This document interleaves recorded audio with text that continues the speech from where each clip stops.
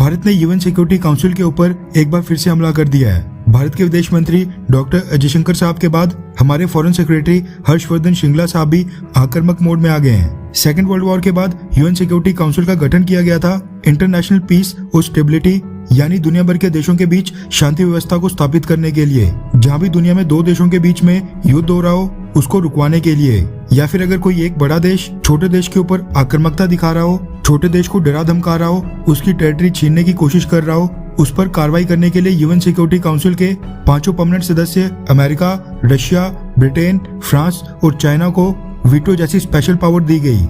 इसके साथ ही UN security council को बाइंडिंग रेजोल्यूशन की पावर दी गई, यानी यूएन सिक्योरिटी काउंसिल जो भी रेजोल्यूशन पास करती है उसको मानना कंपलसरी यानी अनिवार्य हो जाता है। और जो देश यूएन सिक्योरिटी काउंसिल की बात ना माने उसके खिलाफ यूएन पीस कीपिंग फोर्स के इस्तेमाल का भी प्रावधान किया गया है। लेकिन पिछले 70 सालों से हम ये देख रहे हैं कि दुनिया भर में शांति व्यवस्था को स्थापित करना तो दूर की बात है, लेकिन यही परमानेंट सदस्य अधिकतर समय दुनिया के अलग अलग हिस्से में नए कॉन्फ्लिक्ट और वॉर्स को शुरू करने या उनको सपोर्ट करने के पीछे हमेशा ही दिखाई देते हैं। वीटो पावर जो किसी भी रेजोल्यूशन को ब्लॉक करने का अधिकार देती है, ये परमानेंट सदस्य अपने अपने पॉलिटिकल गेन्स के लिए इसका शुरू से इस्तेमाल करते आए हैं। रशिया यूक्रेन युद्ध को रुकवाने में यूएन सिक्योरिटी काउंसिल जिस बुरी तरह से फेल हुआ है, उसने डिबेट एक बार फिर से शुरू कर दी है कि क्या यूएन सिक्योरिटी काउंसिल की कोई अहमियत है भी या फिर नहीं। अगर ऐसे मुश्किल समय में भी यूएन सिक्योरिटी काउंसिल फेल होगी तो फिर इस संगठन का फायदा ही क्या है। सेम हाल यूनाइटेड नेशन की दूसरी बॉडीज का भी है। United nation human right council से लेकर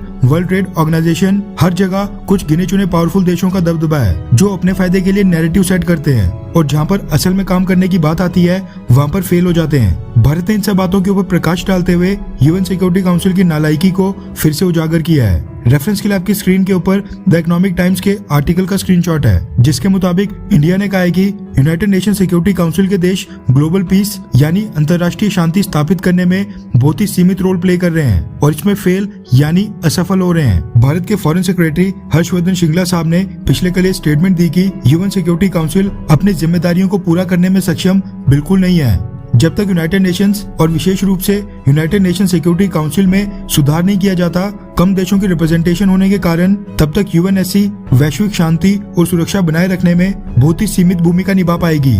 रशिया द्वारा रेजोल्यूशंस के ऊपर वीटो की ओर इशारा करते हुए हर्षवर्धन श्रृंगला साहब ने कहा कि यूक्रेन रशिया मसले के ऊपर भी यूएनएससी में डेडलॉक आ गया था, बात आगे नहीं बढ़ पा रही थी, जिसके बाद ये मुद्दा मजबूरन यूनाइटेड नेशन जनरल असेंबली तक ले जाना पड़ा। यानी यूक्रेन रशिया विवाद पर भी यूएन सिक्योरिटी काउंसिल कुछ नहीं कर पाई। यूएन सिक्योरिटी काउंसिल के परमानेंट मेंबर्स में और भी देशों को ऐड करना बहुत ही ज्यादा जरूरी हो जाता है, जिसमें भारत सबसे प्रमुख दावेदार है। Bharat United nation security council में अपनी परमानेंट सीट दया भाव से नहीं मांग रहा है, बल्कि भारत ये डिजर्व करता है। 130 करोड़ की आबादी वाला सबसे बड़ा लोकतांत्रिक देश होने के साथ साथ हमारी जीडीपी फ्रांस, ब्रिटेन और रशिया तीनों से ही ज्यादा है। हम दुनिया की 5वीं सबसे बड़ी अर्थव्यवस्था हैं। यूएन पीस कीपिंग फोर्स में हमारा सबसे बड़ा योगदान है।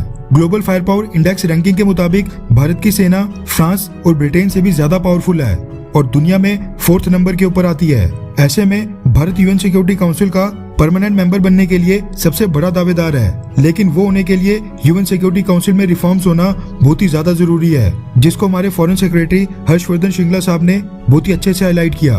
वैसे आपको क्या लगता है कि क्या भारत कभी यूएन सिक्योरिटी काउंसिल का परमानेंट मेंबर बन पाएगा, हाँ या फिर नहीं?